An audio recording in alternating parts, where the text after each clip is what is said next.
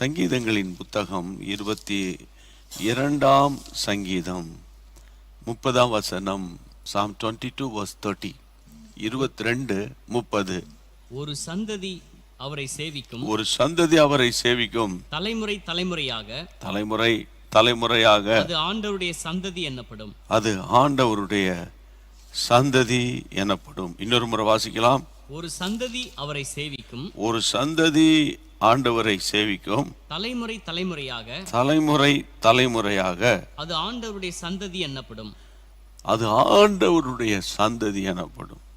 தலைமுறை தலைமுறையாக ஆண்டவரை சேவிக்கும், தலைமுறை தலைமுறையாக ஆண்டவருடைய சந்ததி. இது ஆண்டவருடைய சந்ததி, காட்ஸ் ஜெனரேஷன்.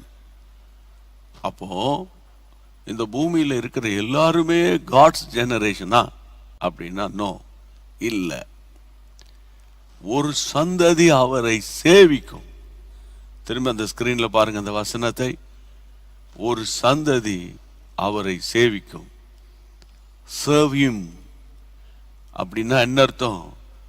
அவரை தேடுகிறது, அவருக்கு ஆராதனை செய்கிறது, அவரை சார்ந்து வாழ்வது, சரியா, அவருக்கு ஊழியம் செய்வது. ஆமென். அவரை ஆராதிப்பது, இது விசுவாசிகளும் ஊழியர்களுக்கும் அடையாளம். ஆமென். கர்த்தருடைய பிள்ளைகளே, அங்க என்ன சொல்லப்பட்டிருக்குன்னா, அந்த 22ஆம் சங்கீதத்துல கர்த்தருடைய பிள்ளைகளே வசனத்துல தெளிய ஒரு சந்ததி, ஒரு சந்ததி தாவீது எழுதுகிறார். ஒரு சந்ததி ஆண்டவரை சேவிக்கும். அந்த சந்ததியோட அது கர்த்தருடைய சந்ததி இல்லாம போயிரும் அப்படின்னு அங்கு சொல்லப்படலை. ஜெனரேஷன் ஆஃப்டர் ஜெனரேஷன், ஒவ்வொரு சந்ததி சந்ததி சந்ததியாக ஆண்டவரை சேவிக்கிற ஆராதிக்கிற சந்ததியாக இருக்கும் என்று அவர் அங்கு எழுதுகிறார், சொல்லுகிறார். ஒரு சந்ததி அவரை சேவிக்கும். இப்போ இந்த வசனத்தையும் இக்கால சூழ்நிலையும் நீங்க கொஞ்சம் யோசித்து பாருங்க. இந்த வசனத்தையும் இக்கால சூழ்நிலையும் கொஞ்சம் யோசித்து பாருங்க, கொஞ்சம் யோசித்து பாருங்க. உதாரணம் இப்படி சொல்றேன். உங்களுடைய தாத்தா பாட்டி பாட்டியம்மாலாம் முதலாவது இயேசுவை ஏற்றுக்கொண்டார்கள் வைங்க. அவருடைய பிள்ளைகள் இப்பொழுது நீங்கள் கிறிஸ்தவ மார்க்கத்தில் வளர்க்கப்பட்டீர்கள். ஜெபத்திலும் வசனத்தை வாசிப்பதிலும் ஆலயங்களுக்கு போவதிலுமாய் நீங்கள் உருவாக்கப்பட்டீர்கள். இப்போது உங்களுக்கு திருமணமாகி உங்களுக்கு பிள்ளைகளை நீங்கள் கர்த்தர் கிருபையினால் பெற்றெடுத்திருக்கிறீர்கள். அப்போ உங்க தாத்தா பாட்டியம்மா முதல் சந்ததி ஆண்டவரை சேவித்தது. அடுத்தது உங்க சந்ததி, நீங்க சேவிக்கிறீங்க. இப்போ அடுத்த சந்ததி, மூன்றாவது தலைமுறை. இப்போ முதல் சந்ததி தான் தேவனை பிடிச்சுக்கிட்டாங்க. அப்போ அவங்க ஆராதித்த விதத்திற்கும் அவங்களுக்கும் ஆண்டவருக்கும் ஆண்டவருக்கு இடையே இருந்த நல்ல உறவுக்கும் உங்களுக்கும் ஆண்டவருக்கு இடையே இருக்கிற உறவுக்கும் ஏதாவது ஒரு மாற்றம் இருக்கா, வித்தியாசம் இருக்கான்னு கொஞ்சம் பாருங்க. பாருங்க, உங்களுடைய தாத்தா பாட்டியமெல்லாம் காலையில் 5 மணிக்கு 4 மணிக்கு எழும்பி ஜெபம் பண்ணி ஒவ்வொரு நாளும் விசுவாசத்தோடு வாழ்ந்த அந்த வாழ்க்கைக்கும் இப்போ இன்றைக்கு நீங்க வாழ்ந்து கொண்டிருக்கிற வாழ்க்கைக்கும் வித்தியாசம் இருக்கா? வித்தியாசம் இருக்கா? கட்டாயம் இருக்கும். அப்போ இனி உங்களுக்கு அடுத்த ஒரு சந்ததியை கர்த்தர் தந்திருக்கிறார் அல்லது தருவார். அப்போ அந்த சந்ததியினுடைய நிலவரம் எப்படி இருக்கும்? ஆனா வசனம் என்ன வாசிக்கிறோம்? ஒரு சந்ததி கர்த்தரை சேவிக்கும். அது தலைமுறை தலைமுறையாய், ஜெனரேஷன் ஆஃப்டர் ஜெனரேஷன். வேதாகமத்தில் ஒரு சந்ததிக்கு ஒரு 40 வருஷம் வைத்துக் கொள்ளுங்கள் சராசரி. அப்போ கர்த்தருடைய பிள்ளைகளை ஒரு 120 வருஷம் வரும்போது ஒரு 3 சந்ததி நம்ம பார்த்துருவோம் ஆண்டவருடைய பெரிய கிருபையினால. அப்போ இன்றைக்கு உள்ள சூழ்நிலை நீங்க கொஞ்சம் யோசித்தால் பிள்ளைகளுடைய நிலைமை, அடுத்த சந்ததிகளுக்குரிய காரியங்களை குறித்து நம்ம யோசிக்கும் போது அது மிகுந்த பரிதாபமாக இருக்கிறதை நான் பார்க்கிறேன். நான் உங்களோடு பேச போகிற ஒரு சத்தியம், அதற்காக ஏறெடுக்க போகிற ஜெபம் என்னவென்று கேட்டால் சந்ததிகளுக்குரிய ஆசீர்வாதம். சந்ததிகளுக்குரிய ஆசீர்வாதம். ஆமென். பொதுவா மொட்டையா ஒரு ஆசீர்வதிப்பார் என்று அப்படி சொல்றது ரொம்ப ஈஸி. ஆமென். கர்த்தருடைய ஊழியம் செய்தால் ஊழியனுக்குரிய ஆசீர்வாதம். கர்த்தரை நேசித்து விசுவாச வாழ்க்கை வாழ்ந்தால் ஒரு விசுவாசிக்குரிய ஆசீர்வாதம். ஆமென். இப்படி நிறைய ஆசீர்வாதத்துல கர்த்தர் நிறைய வெரைட்டிஸை வச்சிருக்கிறார். அப்போ கர்த்தரை சேவிக்கிற சந்ததி இருக்கா என்பதுதான் ரொம்ப முக்கியம். ரொம்ப முக்கியம். அயல் தேசங்களுக்கு போகும்போதெல்லாம் அங்க இருக்கிற கிறிஸ்தவருடைய நிலைமையை பார்க்கும் போதெல்லாம், உதாரணமா இங்கிலாந்து, ஐரோப்பா நாடுகளில் கர்த்தருடைய பிள்ளைகளை 100 அல்லது 120 ஆண்டுகளுக்கு முன்பாக ஆண்டவரை சேவித்து ஆராதித்த அந்த பழங்காலத்தில் கட்டப்பட்ட ஆலயங்கள் எல்லாம் இன்று வரைக்கும் பிரம்மாண்டமாய் காட்சி அளிக்கிறது. இங்கிலாந்துக்கு போனீங்கன்னா கிராமமானாலும் பட்டணமானாலும் ஒவ்வொரு குடியிருப்புக்கு ஒவ்வொரு அருமையான ஆலயங்கள், ஒவ்வொரு ஆலயங்கள் அவ்வளோ பெரிய மாபெரும் ஆலயமா இருக்கும். ஐரோப்பா கண்டத்துக்குள்ள நுழைஞ்சா அது ஜெர்மனியா இருக்கட்டும், சுவிட்சர்லாண்டா இருக்கட்டும், நெதர்லாண்டா இருக்கட்டும், பிரான்ஸா இருக்கட்டும், பெல்ஜியமாக இருக்கட்டும், போலண்டாக இருக்கட்டும், ருமேனியாவாக இருக்கட்டும், இப்படி சொல்லிக்கிட்டே போ ஐரோப்பா நாடுகள். அந்த அந்த நாடுகளுக்குள்ள போகும்போது ஒவ்வொரு குடியிருப்புகளுக்கு சுற்றிலும் ஒரு அருமையான அழகான ஆலயம். அப்படின்னா என்ன? அந்தந்த குடியிருப்புகளுக்குள்ள விசுவாசிகள் ஆலயங்களை கட்டி எழுப்பினார்கள். அந்த குடும்பங்களெல்லாம் கர்த்தரை தேடினார்கள். ஆனால் இன்றைக்கு இந்த ஆலயத்தினுடைய நிலவரம் என்ன அப்படின்னா, அநேக ஆலயங்கள் விற்கப்பட்டு விட்டது. புறஜாதியாருக்கு விற்கப்பட்டு விட்டது, வியாபார ஸ்தலங்களுக்கு விற்கப்பட்டு விட்டது. சில ஆலயங்கள் பழுதடைந்து கிடக்கிறது. சில ஆலயங்களை அதை புதுப்பிக்க இயலாமல் ஆலயங்கள் யாராவது வாங்கி கொள்வார்களா என்று பேச்சுகள் வருகிறது. வியாபார ஸ்தலமாய் மாற்றப்பட்டு விட்டது. வேறு தெய்வங்களின் கூடாரமாய் மாற்றப்பட்டு விட்டது. காரணம் என்ன அப்படின்னா, அந்த 100 ஆண்டுகளுக்கு முன்பாக இருந்த விசுவாச வாழ்க்கை, ஜெப வாழ்க்கை மங்கி மங்கி மங்கி மங்கி மங்கி மங்கி அந்த பொருளாதாரம் வீட்டுக்குள்ள வந்த உடனே, அந்த தேவனுடைய ஆசீர்வாதங்கள் வீட்டுக்குள்ள வந்த உடனே, தகப்பன் காலத்தில் இல்லாத பொருளாதாரம் பிள்ளைகள் காலத்தில் உடனே ரீச் பண்ண உடனே அவங்களுக்கு இந்த தேவனை தேடுவதற்கு மனதில்லை, தேவனை தேடுவதற்கு நேரம் இல்லை, தேவனை தேடுவதற்கு அவங்களுடைய இருதயத்தில் ஆர்வமும் இல்லை, விருப்பமும் இல்லை. அப்போ ஆலயத்துக்கு போற கூட்டத்தெல்லாம் பார்த்தீங்கன்னா 75 வயசு 80 வயசு ஆட்கள் தான் ஆலயத்தை தேடி போறாங்க. ஆமென். சிறுவர்களும் இளைஞர்களும் ஆலயத்துக்கு போவது கணிசமாக குறைந்து கொண்டு வருகிறது. குறைந்து குறைந்து போகுது. அந்த பழங்கால எழுப்புதல் எல்லாம் அந்த நாடுகளில் இல்லை. ஏதோ சில இடங்கள்ல தான் அந்த உயிர் மீட்சி ஏற்பட்டு இருக்கிறது. அந்த உயிர் மீட்சியின் தாக்கம் தனியாமல் இருக்கிறது. அப்போ இதுக்கு என்ன காரணம் அப்படின்னா, அந்த சந்ததிகள், அடுத்தடுத்து வரக்கூடிய சந்ததிகளுக்குள்ளே தேவனை பற்றிய உணர்வு, தேவனை பற்றிய அன்பு, தேவனை பற்றிய ஒரு பயம் அவர்களுக்குள்ள இல்லாம போய்விட்டது. அதுக்கு காரணம் உலகம் சபைக்குள்ளே வந்து விட்டது. நடத்துகிறவர்களுக்குள்ளேயே உலகம் வந்து விட்டது. ஆமா, நம்ம உலகத்தில் இருந்தாலும் உலகம் சபைக்குள்ள வரக்கூடாது.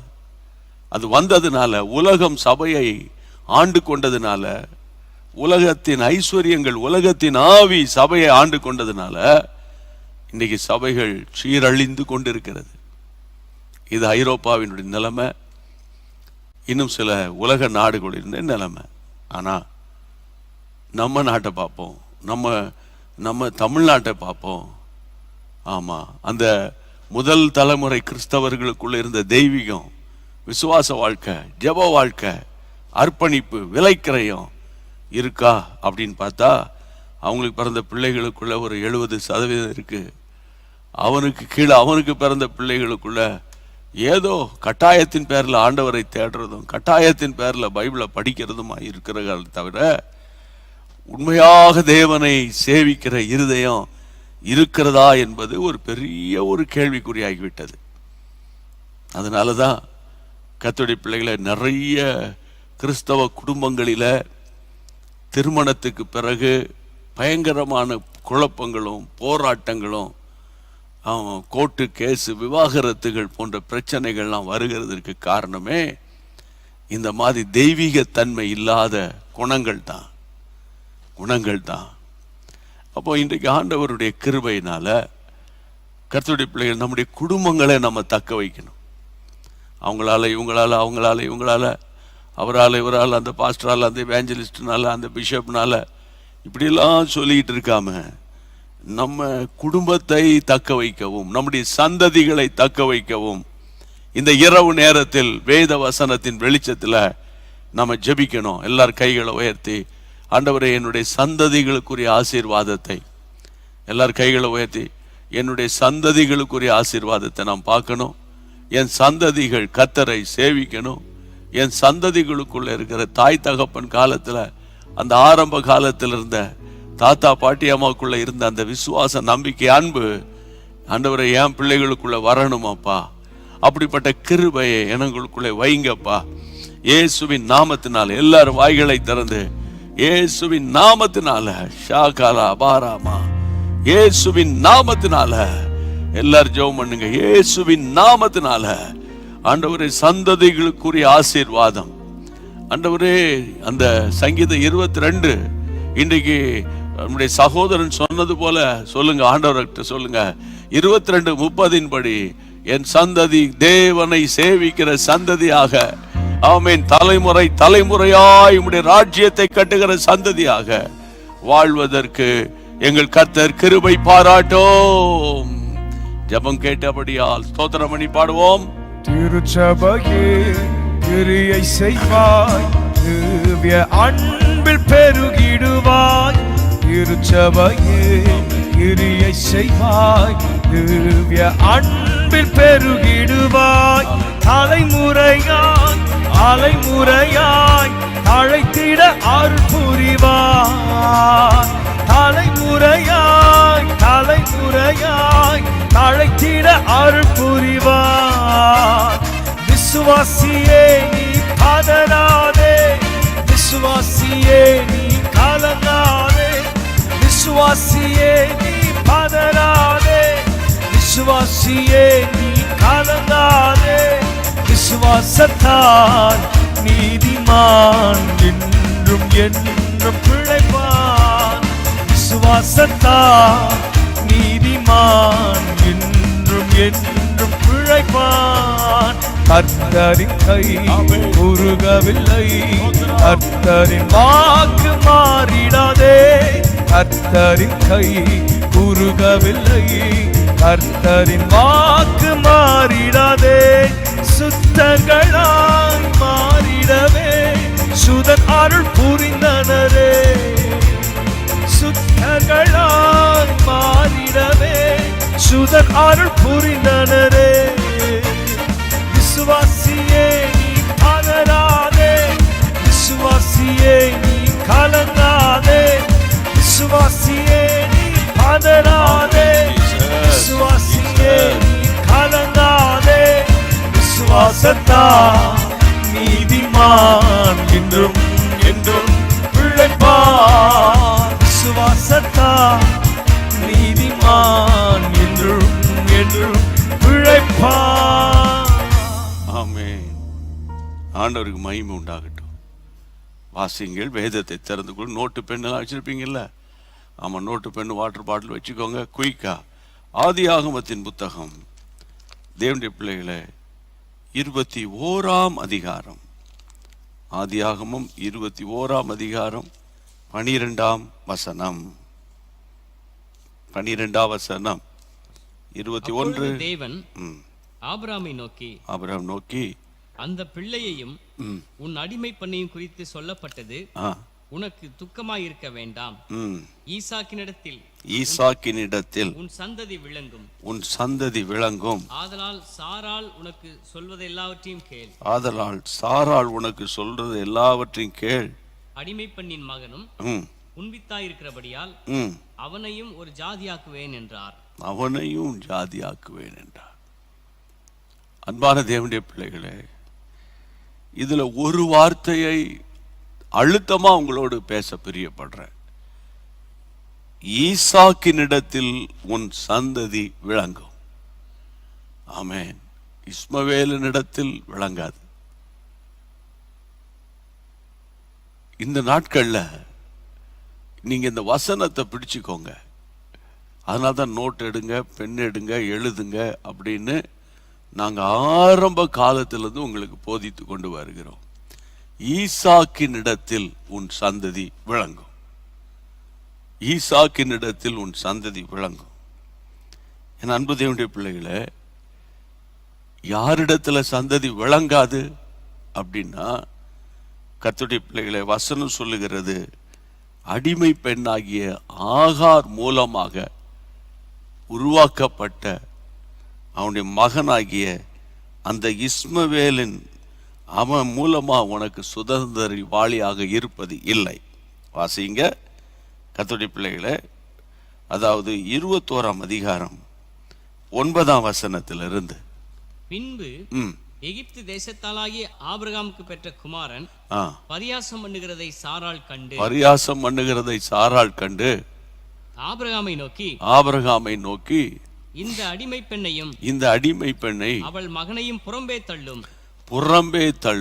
இந்த அடிமை பெண்ணுடைய மகன் என் குமாரனாகிய ஈசாக்கோடே சுதந்திரவாளியாக இருப்பதில்லை என்றாள். சுதந்திரவாளியாக இருப்பது இல்லை. தெளிவாக சாராள் தன்னுடைய புருஷனை கைட் பண்றார். நம்முடைய ஜெனரேஷன் பிளஸிங்க இந்த இஸ்மவேலின் மூலமாக இல்ல. அவர் சொல்லுகிறாள், வசனம் சொல்லுகிறது, ஈசாக்கோட இவன் சுதந்திரவாளியாக இருக்கவே முடியாது. அதனால அவர் சொல்லுகிறார், இந்த அடிமை பெண்ணாகிய சாராளையும் அவனு மகனையும் நீர் புறம்பே தள்ளிரும் என்று சாராள் சொன்னது உங்களுக்கு நினைவு இருக்கும். இதை ஒரு கதையாக நீங்க பார்க்காதீங்க. இதில் மறைந்து இருக்கிற சத்தியத்தை நீங்க கற்றுக்கொள்ளுங்க. ஈசாக்கின் இடத்தில் தான் உன் சந்ததி விளங்கும். சாராள் உனக்கு சொல்ற எல்லாவற்றையும் நீ கேளு அப்படின்னு ஆண்டவர் ஆபிரகாம் இடத்துல பேசுகிறார். ஈசாக்கின் இடத்தில் சந்ததி விளங்கும். ஈசாக்கின் இடத்தில் சந்ததி விளங்கணுமா? நீ ஆகாரையும் அவருடைய மகனையும் புறம்பே தள்ள வேண்டும். கர்த்தருடைய பிள்ளைகளே, இன்றைக்கு இதிலிருந்து இந்த இரவு நேரத்தில் நீங்கள் கற்றுக்கொள்ளுகிற பாடம் என்ன? நீங்களும் நானும் ஈசாக்கின் சந்ததியை சேர்ந்தவர்கள். அது எப்படி நம்ம ஈசாக்கின் சந்ததியா மாற முடியும்? அது ஆபிரகாமுடைய பிள்ளைகள் ஈசாக். நாங்க இந்தியர்கள், நாங்க இலங்கையை சேர்ந்தவங்க, அல்லாவிட்டால் வேற எந்த நாட்டில் இருக்கு அந்த நாட்டை சேர்ந்தவங்க. நாங்க எப்படி ஈசாக்கின் இடத்துல சந்ததி விளங்கணும்? அது எப்படி? அது ஒன்றும் புரியலையே எனக்கு. எனக்கு அன்பான தேவனுடைய பிள்ளைகளே, பைபிளை நீங்க திருப்புங்களேன். கலாத்தியர் 3ஆம் அதிகாரம் 29ஆம் வசனம். கலாத்தியர் 3:29 வாசிக்கலாம். நீங்கள் கிறிஸ்துவை உடையவர்களானால் ஆபிரகாமின் சந்ததியாராயும் வாக்குத்தத்தத்தின்படி சுதந்திரராயும் இருக்கிறீர்கள். ஆமா, ஆபிரகாமின் சந்ததி மட்டும் இல்ல, நீங்க வாக்குத்தத்தத்தின் சுதந்திரராய் இருக்கிறீர்களே. இன்னொரு வசனத்தை நீங்க பார்க்கணும். கலாத்தியருக்கு எழுதின நிருபத்தை நான் உங்களோடு கூட புரட்டி கொள்றேன். கலாத்தியருக்கு எழுதின நிருபம் 4:28 சகோதரரே, நாம் ஈசாக்கை போல வாக்குத்தத்தத்தின் பிள்ளைகளாக இருக்கிறோம். சகோதரரே, நம்ம வாக்கு தத்தத்தின் பிள்ளைகளாய் இருக்கிறோம். ஈசாக்கை போல, அந்த வேர்டை கலாத்தியர் சபைக்கு அவர் சொல்றாரு. நம்ம என்னைக்கு ரட்சிக்கப்பட்டு இயேசுவை சொந்த ரட்சகராக ஏற்றுக்கொண்டோமோ நம்ம கிறிஸ்துவை உடையவர்களாய் மாறுகிறோம். ஓகே, நீங்கள் எந்த மதத்தை சார்ந்த தழுவின ஆட்களாக இருக்கலாம், அது வேற, அதை விட்டுருங்க.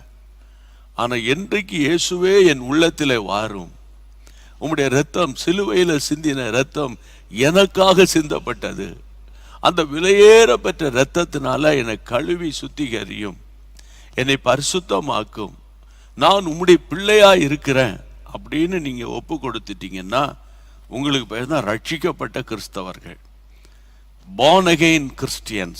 சரியா? அப்போ நீங்க ரட்சிக்கப்பட்டு மனம் திரும்பின கிறிஸ்தவர்களாக இருப்பீர்களே, ஆனால் கிறிஸ்துவை உடையவர்களாக இருக்கிறீங்க.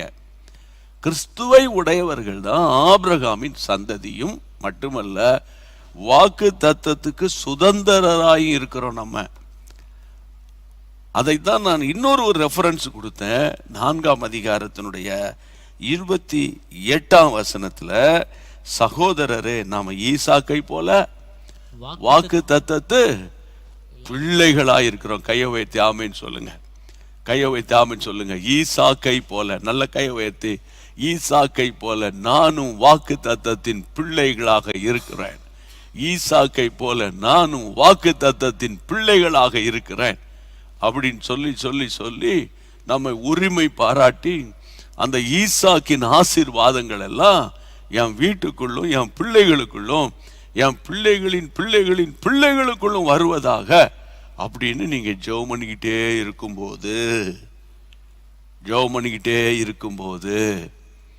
4ஆம் அதிகாரம், கலாத்தியர் 4ஆம் அதிகாரம் 29ஆம் வசனத்தை வாசிக்கலாம். 29. ஆகிலும் மாம்சத்தின்படி பிறந்தவன் ஆவியின்படி பிறந்தவனை அப்பொழுது துன்பப்படுத்தினது போல, ஆவியின்படி பிறந்தவனை துன்பப்படுத்தினது போல இப்பொழுதும் நடந்து வருகிறது. அதுதான், இதுதான் நம்ம கவனிக்கணும். நீங்க சொல்றது மாதிரி நான் விசுவாசத்தினால இயேசுவை ஏற்றுக்கொண்ட, நான் ஒரு ஆபிரகாமின் சந்ததியா இருக்கிறேன், அதெல்லாம் எனக்கு தெரியும் ஐயா. நான் வாக்கு தத்தத்துக்கு சுதந்திரவாளியா இருக்கிறேன், எனக்கு தெரியும். ஈசாக்கை போல வாக்கு தத்தத்துக்கு சுதந்திரவாளின்னு எங்க பாஸ்டர் பேசுனதெல்லாம் நிறைய முறை கேட்டிருக்கேன். யூடியூப்ல நீங்க பேசுறதெல்லாம் நான் கேட்டுக்கிட்டா இருக்கிறேன். ஆனாலும் அந்த ஆசீர்வாதங்களை என்னால சுதந்திரிக்க முடியலையே அப்படின்னு உங்க உள்ள இயங்குகிறது அல்லவா? அப்படிப்பட்டவங்களை ஃபோக்கஸ் பண்ணு அப்படின்னு தான் ஆண்டவர் எனக்கு பாரம் கொடுக்கிறாரு. அப்போ 29ஆம் வசனத்தை நீங்க ரொம்ப லேசா வாசிக்க முடியாது, கொஞ்சம் கவனமா திரும்ப வாசிக்கலாம். 4ஆம் அதிகாரம் 29. ஆகிலும் மாம்சத்தின்படி பிறந்தவன் ஆவியின்படி பிறந்தவனை அப்பொழுது துன்பப்படுத்தினது போல. அதான் மாம்சத்தின்படி பிறந்தவன் யாருன்னா இஸ்மவேல் அவசரப்பட்டு இந்த சாராளமா படுத்தின பாடு. சாராளமா நீ சும்மா ஆண்டவர் தருவார் சுத்திட்டு கிடக்காதீங்க, இந்த அடிமை பெண் மூலமா உங்களுக்கு ஒரு குழந்தை பாக்கியம் உண்டாகட்டுமேன்னு அந்த அம்மா செஞ்ச காரியத்தினால இஸ்மவேல் உருவாக்கப்பட்டான். அது ஆவியினாலே உருவாக்கப்பட்ட காரியம் கிடையாது, ஆவியானவருடைய திட்டம் கிடையாது, பரலோக திட்டம் கிடையாது. வசனம் சொல்லுகிறது, ஆகவே தான் நம்ம மாம்சத்தின்படி பிறந்தவன், ஆனால் ஆவியின்படி பிறந்தவன் ஈசாக்கு. மாம்சத்தின்படி பிறந்தவன, ஆவியின்படி பிறந்தவன, அது இந்த மாம்சத்தின்படி பிறந்தவன் அந்த நாட்கள்ல துன்பப்படுத்தினது போல இப்பொழுதும் என்ன செய்து கொண்டே வருகிறான்? துன்பப்படுத்தி வருகிறான்.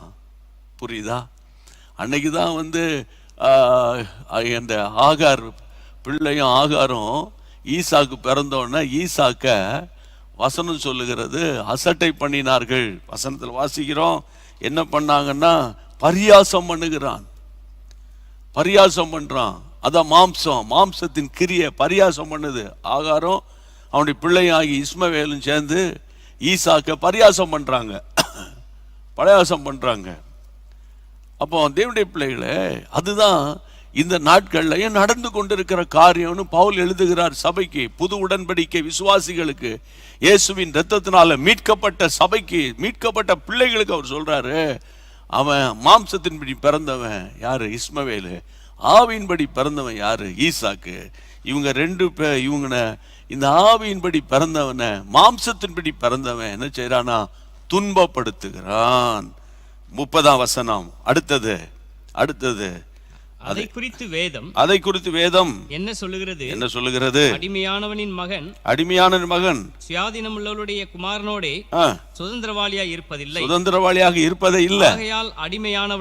ஆகையால் அடிமையானவளையும் அவருடைய மகனையும் புறம்பே தள்ளு என்று சொல்லி இருக்கிறது. அடுத்த வசனம். இப்படி இருக்க சகோதரரே, நாம் அடிமையானவளுக்கு பிள்ளைகளாயிராமல் சுயாதீனம் உள்ளவளுக்கே பிள்ளைகளாய் இருக்கிறோம். ஆமென். இப்ப ஆண்டவர் கேட்கிறாரு, கர்த்தருடைய பிள்ளைகளே, ஆகாரின் பிள்ளையினுடைய ஆவி அன்னைக்கு சாராளின் பிள்ளைய அசட்டை பண்ணினது, பரியாசம் பண்ணினது. ஆங்கில டிரான்ஸ்லேஷன்ல அவங்க விளையாடிட்டு கிடந்தாங்க அவங்க அப்படின்னு சொல்லப்பட்டிருக்கிறது. தமிழ்ல அழகா சொல்லி இருக்கிறது, கர்த்தருடைய பிள்ளைகளை பரியாசம் பண்ணுகிறதை சாராள் பார்க்கிறா. சாராளுடைய கண்கள் ஆண்டவர் திறக்கிறாரு, சாராளின் சிந்தையை ஆண்டவர் திறக்கிறாரு. இந்த ஆகாரையும் இந்த இஸ்மவேலனையும் நீர் கூட வச்சுக்கிட்டே இருந்தா இந்த பிரச்சனை தொடரும். அதனால அவளை புறம்பே தள்ளணும்.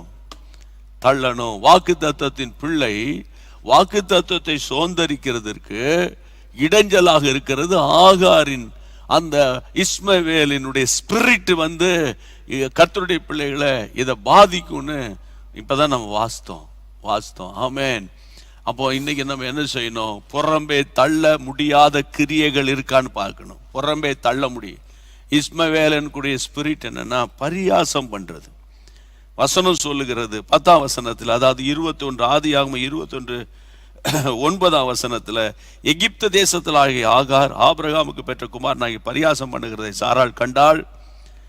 கர்த்தருடைய பிள்ளைகளே, அடுத்த வசனம் 10ஆம் வசனம். ஆபிரகாமை நோக்கி, இந்த அடிமை பெண்ணையும் அவள் மகனையும் புறம்பே தள்ளும். இந்த அடிமை பெண்ணின் மகன் என் குமாரனாகிய ஈசாக்கோடே சுதந்திரவாளியாக இருப்பதில்லை. 11 வாங்க. தன் மகனை குறித்து சொல்லப்பட்ட இந்த காரியம் ஆபிரகாமுக்கு மிகவும் துக்கமாயிருந்தது. 12ஆம் வசனம். அப்பொழுது தேவன் ஆபிரகாமை நோக்கி அந்த பிள்ளையையும் உன் அடிமை பெண்ணையும் குறித்து சொல்லப்பட்டது உனக்கு துக்கமாயிருக்க வேண்டாம். ஈசாக்கினிடத்தில் தான் உன் சந்ததி விளங்கும். கையை வைத்து ஆண்டவர் தோத்திரம் பண்ணுங்க. ஆமா, சில காரியத்தை புறம்பே தள்ள முடியல, அது உங்களுக்கு துக்கமா இருக்கு. ரொம்ப நாளா ஆயிட்டா, இப்ப போய் புறம்பே தள்ள சொல்றிய? எப்படி? இந்த பரியாசம் பண்ணுகிற கேரக்டர்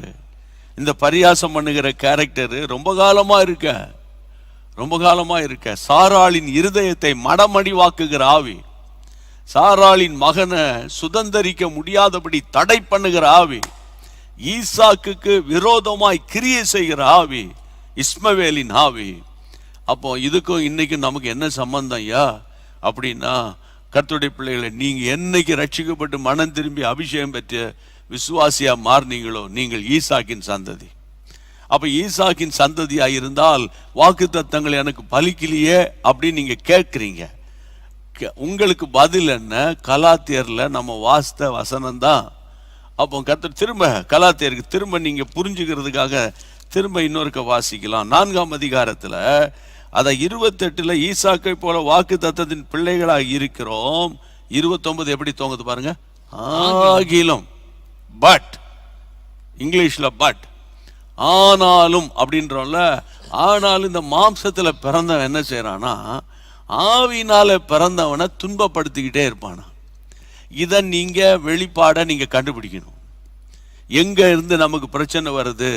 வாக்கு தத்தங்களை ஏன் நான் ஸ்டிக்கர்ல வாங்கி வைக்கிறேன், கேலண்டர்ல வாங்கி வைக்கிறேன், நோட்ல எழுதுறேன்?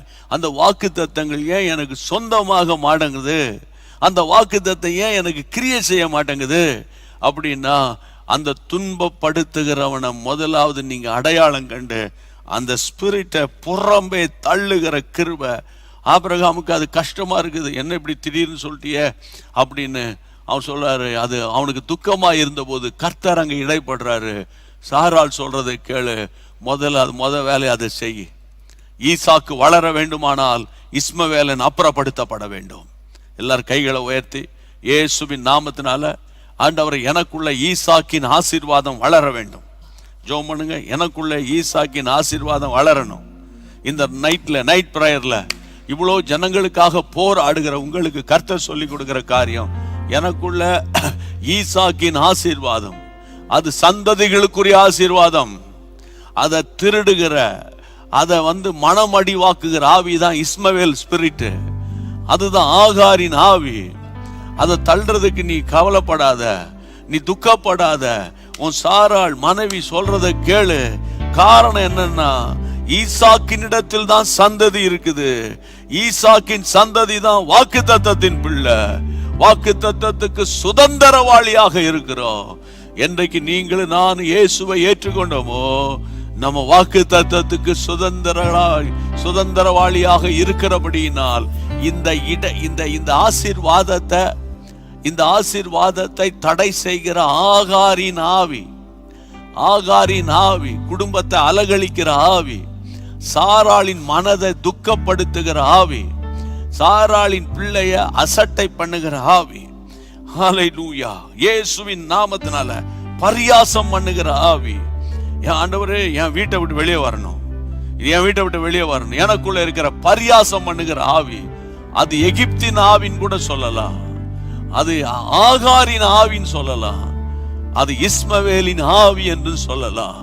இயேசுவின் நாமத்தினால ஆண்டவரே, சாராளுக்கு கொடுத்த ஒரு வெளிப்பாட்டை இன்றைக்கு எங்களுக்கு நீங்க அடையாளம் காட்டி கொடுக்கிறீங்களே, அதற்காக நாங்கள் உமக்கு நன்றி சொல்லுகிறோம். இந்த ஆசீர்வாதத்தை சுதந்தரிக்கிறோம், இந்த ஆசீர்வாதத்தை எடுத்துக்கொள்ளுகிறோம். கரந்தட்டி ஸ்தோத்திரம் பண்ணி பாடுவோம். சாத்தானின் மேல் அதிகாரம் தந்ததே இயேசுவின் நாமமே. சாத்தானின் மேல் அதிகாரம் தந்ததே இயேசுவின் நாமமே.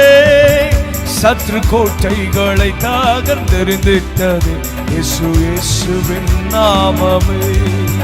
சத்ரு கோட்டைகளை தகர்ந்தெறிந்திட்டது இயேசுவின் நாமமே. இயேசு நாமமே ஜெயம் ஜெயமே. சாத்தானின் சக்தி ஒன்றுமில்லையே. இயேசு நாமமே ஜெயம் ஜெயமே. சாத்தானின் சக்தி ஒன்றுமில்லையே. அல்லேலூயா ஹோசன்னா, அல்லேலூயா அல்லேலூயா ஆமென். அல்லேலூயா ஹோசன்னா, அல்லேலூயா அல்லேலூயா ஆமென். எல்லா நாமத்திற்கும் மிக மேலான நாமம் இயேசுவின் நாமமே.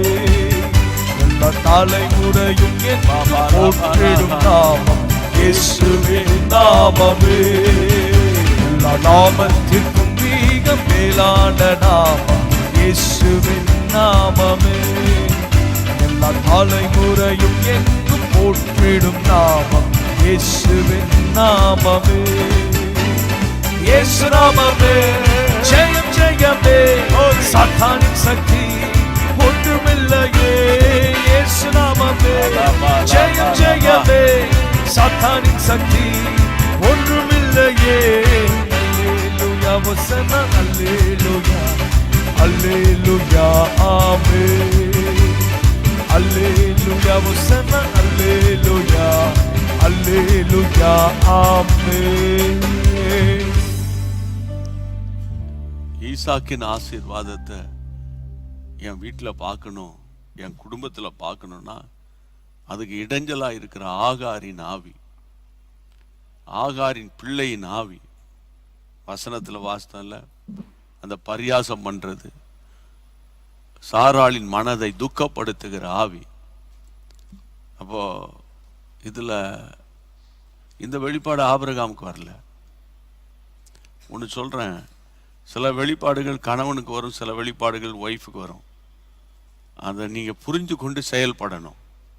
அப்போதான் அந்த அந்த ஈசாக்கின் ஆசீர்வாதம், ஈசாக்குக்கு சொல்லப்பட்ட வாக்குத்தத்தங்கள் அவனுக்குள்ள நிறைவேறினது.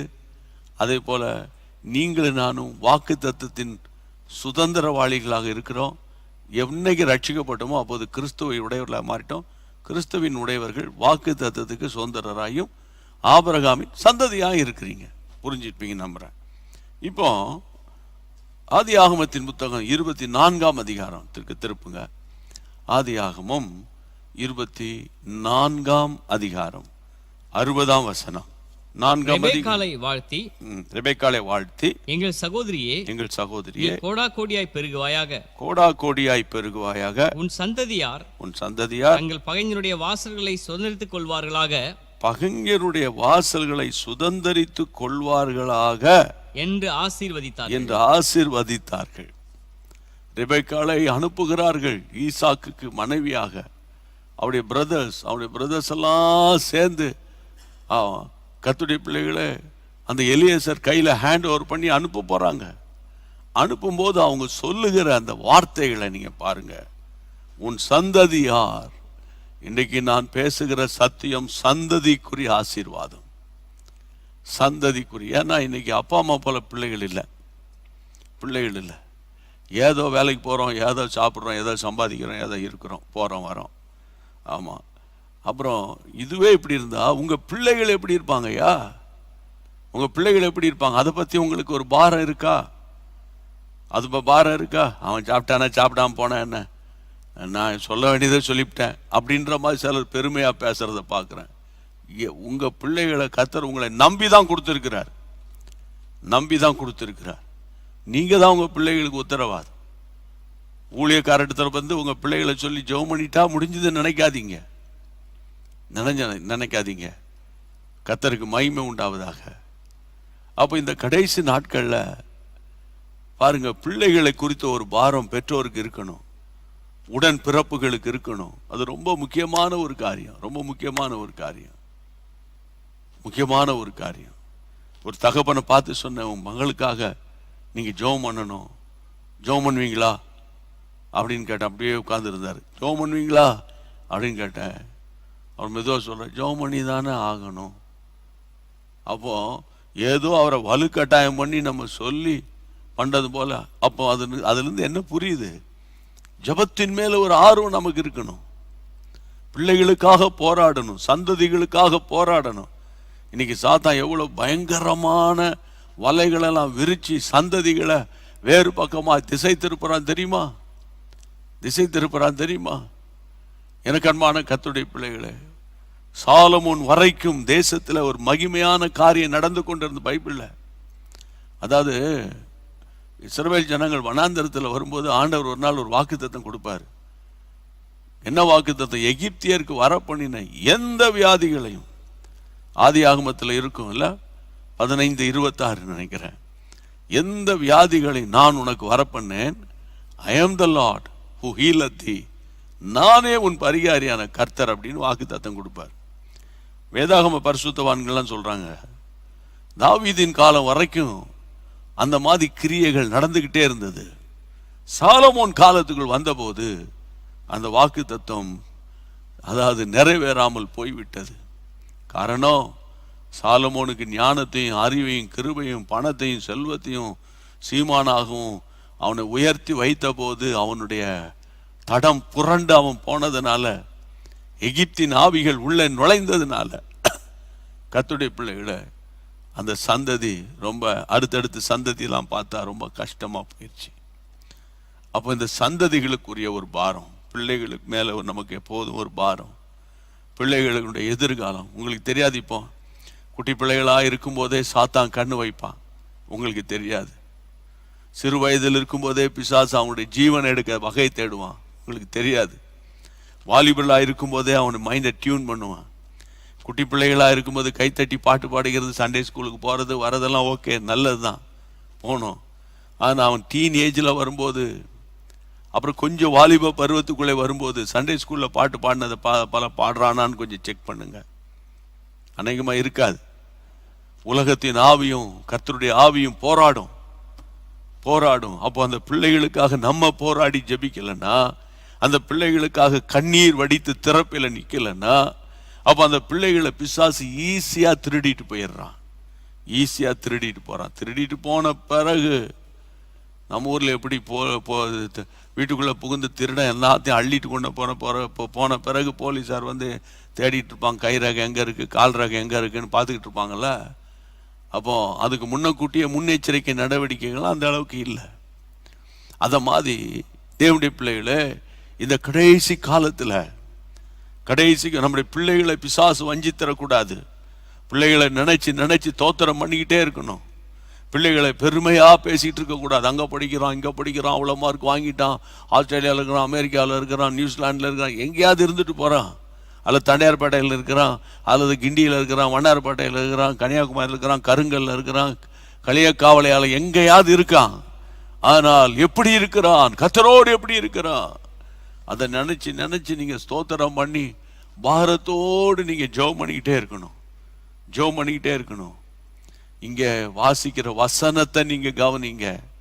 அவங்க சொல்லி அவங்கள வாழ்த்தும் போது சொல்கிறாங்க, உன் சந்ததியார் தங்கள் பகைஞருடைய வாசல்களை சுதந்தரித்து கொள்வார்களாக. இதை வாசிக்கும் போது உங்களுக்கு ஞாபகம் வந்திருக்கணும், ஆதியாகமத்தின் புத்தகம் திருப்புங்க. ஆதியாகமத்தின் புத்தகத்தில் நீங்கள் வாசிக்க வேண்டிய வசனத்தை கர்த்தருடைய பிள்ளைகளே நீங்க பாருங்க. 17ஆம் வசனம், 22:17.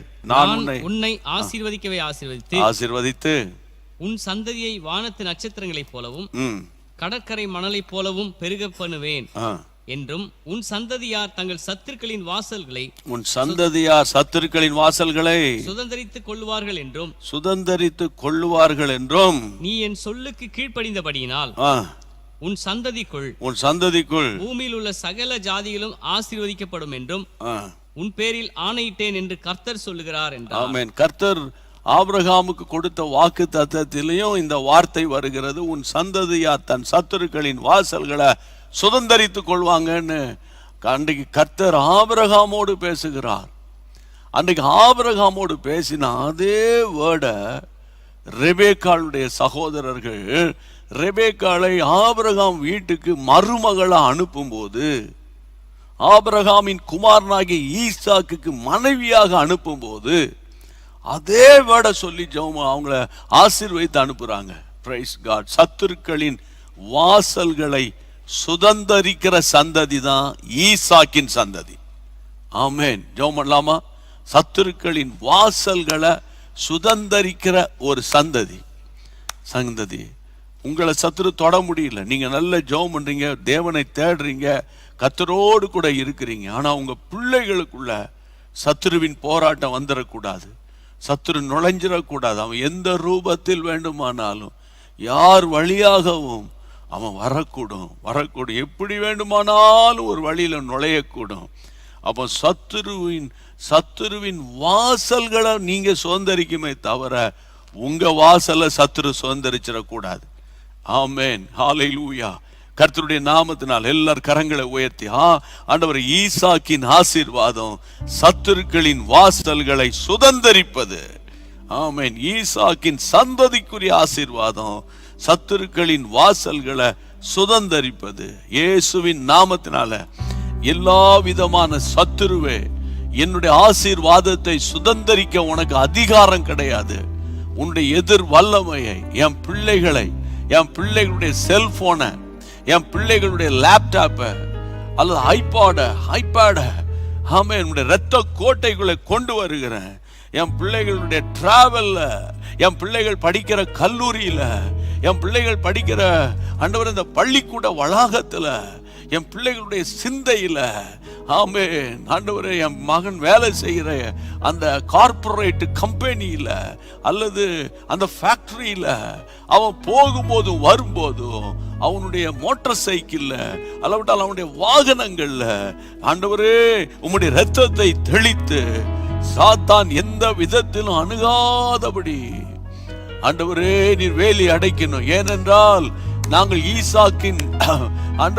ஈசாக்கின் சந்ததியில இருக்கிறோம். நாங்கள் வாக்குத்தத்தத்திற்கு சுதந்திரவாளியாக இருக்கிறோம். ஆமென். உங்கள் சந்ததியார் சத்துருவின் வாசல்களை சுதந்தரிப்பார்கள் என்று சொல்லப்பட்டிருக்கிறது.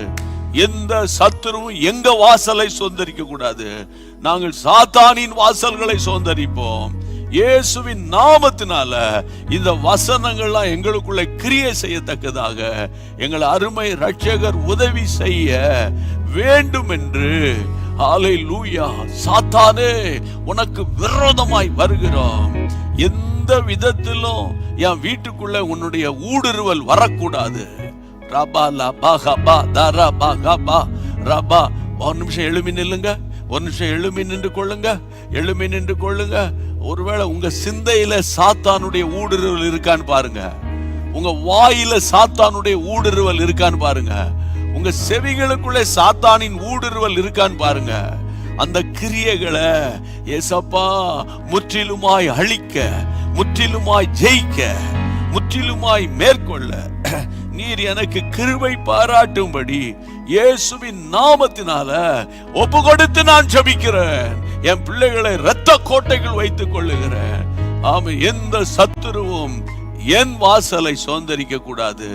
நாங்கள் தான் சாத்தானின் வாசல்களை சுதந்தரிப்போம். இதுதான் ஈசாக்குக்கு நீர் கொடுத்த மகா பெரிய ஆசீர்வாதம் ஆண்டவரே. அதை நினைத்து அந்த ஆசீர்வாதம் எங்களுக்குள்ளே வருகிறது, அந்த ஆசீர்வாதம் எங்களுக்குள்ளே வருகிறது, அந்த ஆசீர்வாதம் எங்கள் மேல் வருகிறது என்று சொல்லி கர்த்தாவே நாங்கள் உம்மை ஸ்தோத்திரம் பண்ணி ஆமென் ஜெயம் எடுக்கிறோம். எங்கள் நல்ல பிதாவே, கரந்தட்டி கர்த்தரை ஸ்தோத்திரம் பண்ணி பாடிருங்க. நேசரின் ரத்தம் என் மேலே நெருங்காது சாத்தான். நேசரின் ரத்தம் என் மேலே நெருங்காது சாத்தான். வாசமாய் சிலுவையில் பலியானார், பாவத்தை வென்றுவிட்டார். வாசமாய் சிலுவையில் பலியானார், பாவத்தை வென்றுவிட்டார். அந்த கோட்டைக்குள்ளே நான் நுழைந்து விட்டேன், இனி எதுவும் அணுகாது, எந்த தீங்கும் தீண்டாது. அந்த கோட்டைக்குள்ளே நான் நுழைந்து விட்டேன், இனி எதுவும் அணுகாது, எந்த தீங்கும் தீண்டாது. இம்மட்டும் உதவின எபினேசரே இனியும் காத்திடுவார். இம்மட்டும் உதவின எபினேசரே இனியும் காத்திடுவார். இந்த உலகிலே இருக்கும் அவனை விட என் தேவன் பெரியவரே. இந்த உலகத்தில் இருக்கும் சாத்தானை விட என் தேவன் பெரியவரே. அந்த கோட்டைக்குள்ளே நான் நுழைந்து விட்டேன், இனி எதுவும் அணுகாது, எந்த தீங்கும் தீண்டாது. அந்த கோட்டைக்குள்ளே நான் நுழைந்து விட்டேன், இனி எதுவும் அணுகாது, எந்த தீங்கும் தீண்டாது. தேவனே ஒளியோ மீட்புமானா, யாருக்கு அஞ்சிடுவே.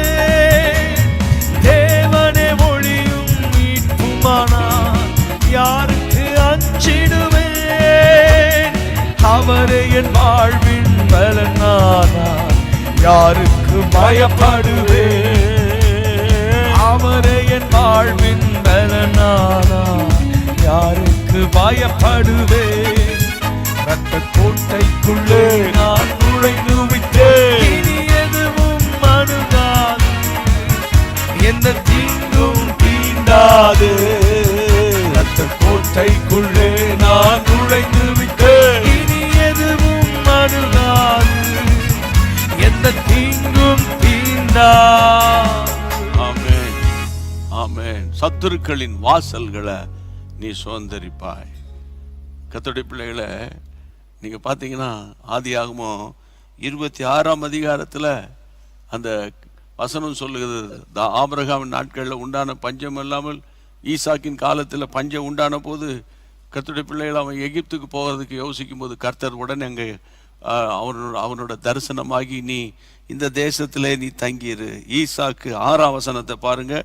ஈசாக்கு கேராரிலே குடியிருந்தான். அதாவது கர்த்தருடைய பிள்ளைகளை பெலிஸ்தேருடைய தேசம், அது பெலிஸ்தேருடைய தேசத்தில் குடியிருந்தாலும் கர்த்தருடைய பிள்ளைகளை அவங்க ஒரு சத்துருவாய் இருந்தாலும் அந்த சத்துருவின் கிரியைகள் இவனை மேற்கொள்ளவில்லை. மேற்கொள்ளவில்லை. தாவீது என்ன சொல்றார்? சத்துருக்களுக்கு மத்தியில உனக்கு ஒரு பந்தின்றார். சத்துருவே உனக்கு இல்லடா அப்படின்னா அது கள்ளத்தீர்க்க தரிசனம். புரியுதா உங்களுக்கு? பைபிளில் சொல்லியிருக்கோம், வீட்டாரே உனக்கு சத்துரு சில வீடுகளில். ஆமாம், உங்கள் ஒய்ஃபை பார்த்து கணவனை பார்த்து பார்த்தியா உன்னே தான் சொல்கிறாருன்னு சொல்லிடாதீங்க. புரியுதா? கர்த்தருடைய பிள்ளைகளே, இன்றைக்கு பல விதங்களில் சாத்தான் எழும்புவான், பல விதங்களில் சத்துரு எழும்புவான். ஆமாம், ஈசாக்கு வாக்கு தத்தத்தின் சுதந்திரவாளி, வாக்கு தத்தத்தின் பிள்ளையா இருந்தாலோ 26ஆம் அதிகாரத்தில் அவனுக்கு ஒரு போராட்டம் வருது. ஆனால் அந்த போராட்டத்தில் அவன் ஜெயிக்கிறான். காரணம் என்ன? வாக்கு தத்தம் இருக்கு. சத்துருவின் வாசல்களை நீ சுதந்தரிப்பாயின்னு. கர்த்தருக்கு மகிமை உண்டாகட்டும். பல ஆண்டுகளுக்கு பிறகு அவங்க எகிப்துக்கு போய் இருந்து, எகிப்திலிருந்து கர்த்தர் 430 வருஷம் அடிமைத்தனத்திலிருந்து அவங்க வெளியே கொண்டு வந்து மோசையின் வழியாக திரும்ப கானானுக்கு அவங்க போகிற பாதையில யாத்திராகம் 17ஆம் அதிகாரத்தில் அங்கு ஒரு சத்துரு அவங்களை எதிரிட்டு வருகிறான். பைபிளை பார்க்கிறோம். அது அமிலேக்கர் என்ற சத்துரு எதிரிட்டு வருகிறான். ஆனால் யுத்தம் பண்ணி அவங்க அதில் ஜெயிக்கிறார்கள்.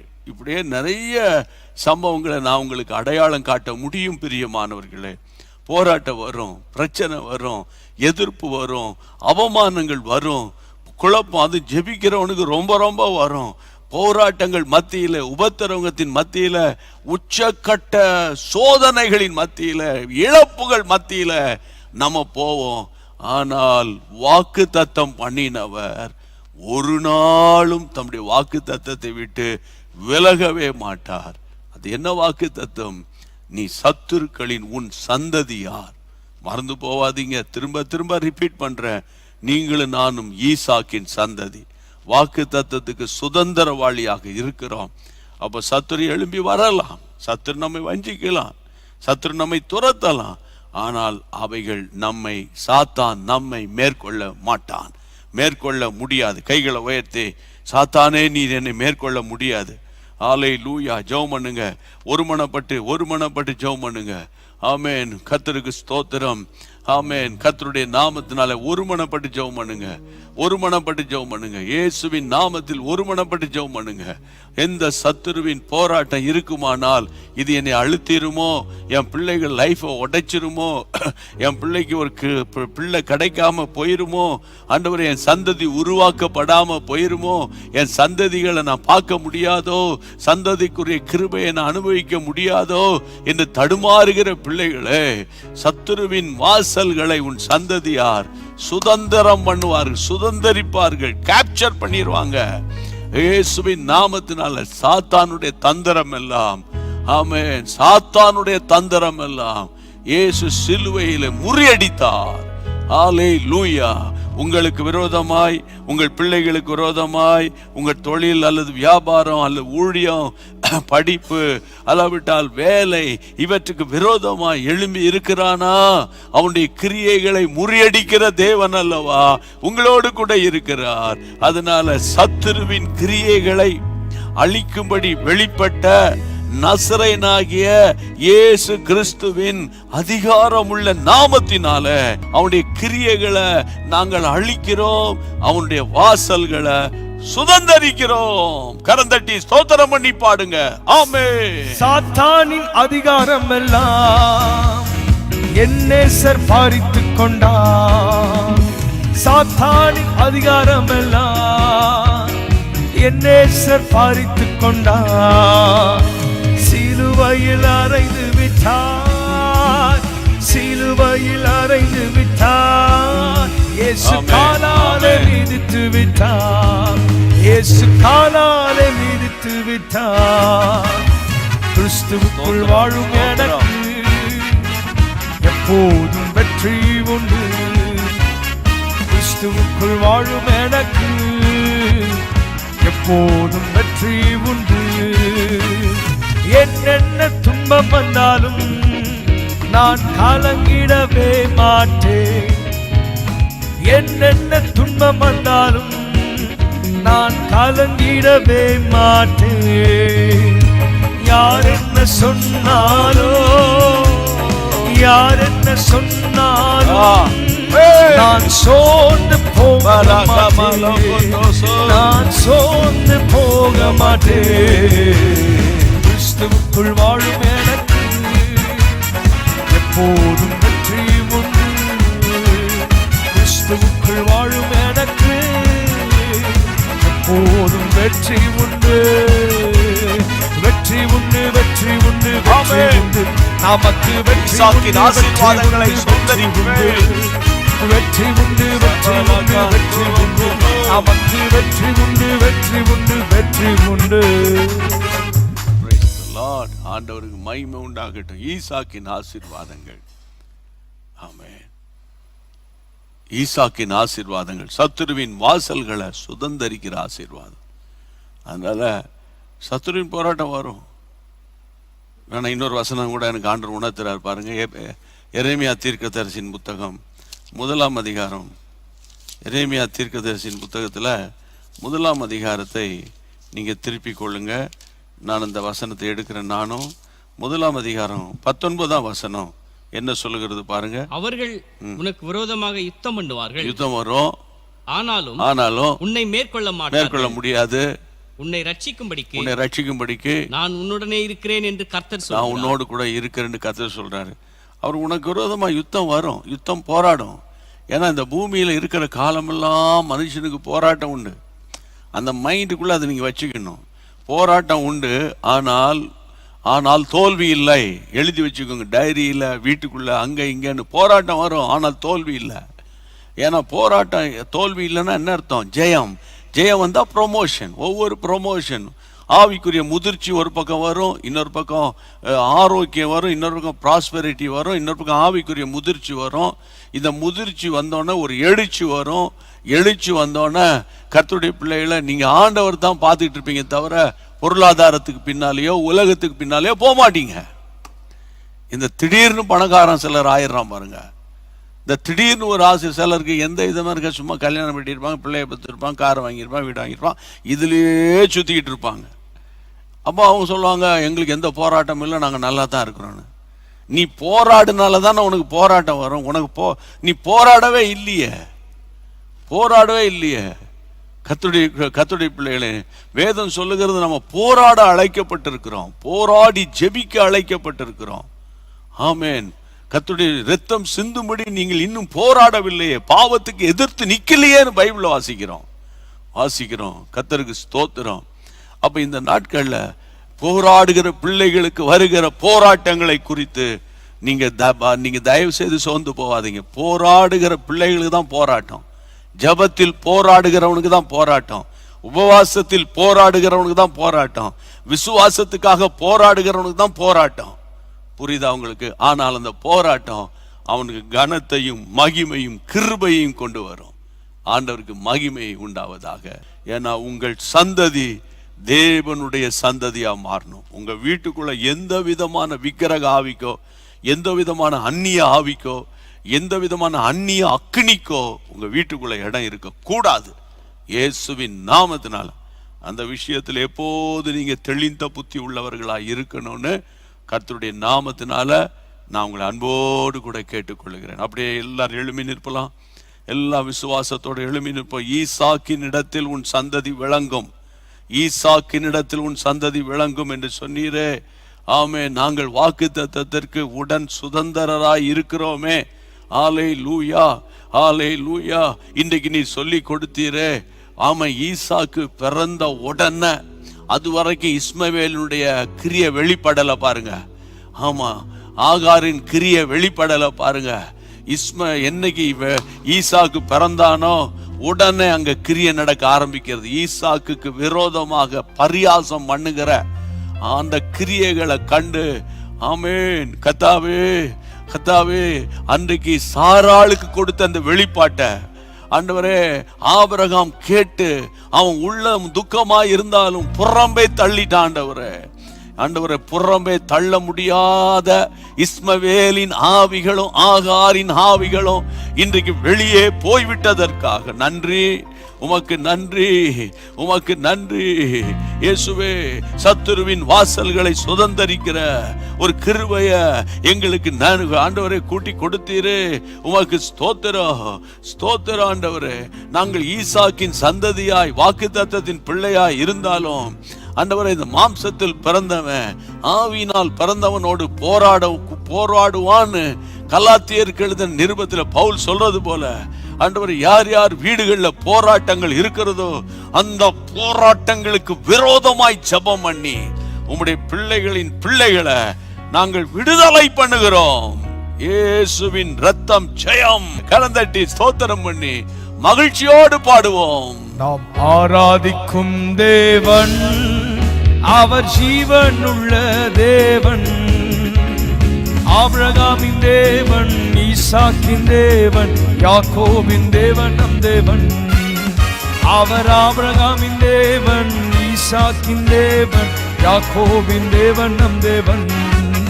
நாம் ஆராதிக்கும் தேவன் அவர் ஜீவனுள்ள தேவன், ஆபிரகாமின் தேவன், ஈசாக்கின் தேவன், யாக்கோபின் தேவன் நம் தேவன். அவர் ஆபிரகாமின் தேவன், ஈசாக்கின் தேவன், யாக்கோபின் தேவன் நம் தேவன். ஆபிரகாம் விசுவாசித்தான், நீதிமானின் ஆசீர்வாதங்கள் பெற்றான். ஆபிரகாம் விசுவாசித்தான், நீதிமானின் ஆசீர்வாதங்கள் பெற்றான். விசுவாச மார்க்கத்தாலே ஆபிரகாமின் பிள்ளைகளை ஆசீர்வாதங்களை சுதந்தரிப்போம். ஆமென். விசுவாச மார்க்கத்தாலே ஆபிரகாமின் பிள்ளைகளை ஆசீர்வாதங்களை சுதந்தரிப்போம். நாம் ஆராதிக்கும் தேவன் அவர் ஜீவனுள்ள தேவன், நல்ல உற்சாகமா. ஆபிரகாமின் தேவன், ஈசாக்கின் தேவன், யாக்கோபின் தேவன் நம் தேவன். அவர் ஆபிரகாமின் தேவன், ஈசாக்கின் தேவன், யாக்கோபின் தேவன் நம் தேவன். ஈசாக்கு விதை விதைத்தான், 100 தடை ஆசீர்வாதங்கள் பெற்றான். ஈசாக்கு விதை விதைத்தான், 100 தடை ஆசீர்வாதங்கள் பெற்றான். பரலோக பலன்களை மகிமையாய் அடைந்திட மகிழ்வுடன் பிழைத்திடுவோம். பரலோக பலன்களை மகிமையாய் அடைந்திட மகிழ்வுடன் பிழைத்திடுவோம். நாம் ஆராதிக்கும் தேவன் அவர் ஈசானுள்ள தேவன், ஆபிரகாமின் தேவன், ஈசாக்கின் தேவன், யாக்கோபின் தேவன் நம் தேவன். அவர் ஆபிரகாமின் தேவன், ஈசாக்கின் தேவன், யாக்கோபின் தேவன் நம் தேவன். தேவனுடைய பிள்ளைகளே, இச்செய்தி உங்களுக்கு மிகுந்த ஆசீர்வாதமாக இருந்ததென்று நாங்கள் நம்புகிறோம். தொடர்ந்து எங்கள் செய்திகளை கேட்டு கர்த்தருக்குள் ஆசீர்வதிக்கப்பட ஜீசஸ் மீட்ஸ் மினிஸ்ட்ரீஸ் என்கிற எங்கள் யூடியூப் சேனலை சப்ஸ்கிரைப் செய்யுங்கள். மேலும் உங்கள் ஜெப உதவிக்கு எங்களோடு நீங்கள் தொடர்பு கொள்ள வேண்டிய தொலைபேசி எண் 9842252836 மற்றும் 7299546363. Email gpsrobinson@hotmail.com. கர்த்தர் உங்களை ஆசீர்வதிப்பாராக.